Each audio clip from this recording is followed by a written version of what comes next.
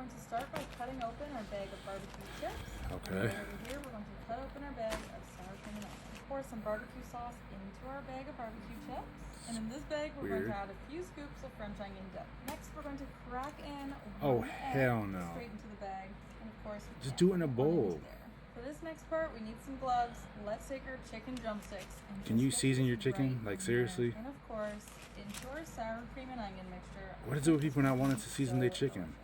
Season it. Then let's crush this up. You want these chickens to That's be disgusting. nicely That's coated. disgusting. And No. onto the barbecue. That egg is going to bind everything You did more together. work.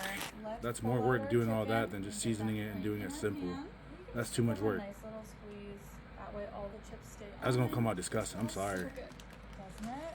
No, it doesn't. You can't smell nothing. It's just raw chicken salmonella with chips. You're not smelling anything. These are crazy.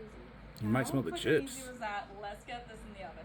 425 for about 45 minutes. That's disgusting. That's horrible. Turned out perfectly. No. Oh my goodness. It's gonna be like a soggy, I crunchy. cannot wait to give this a try. No.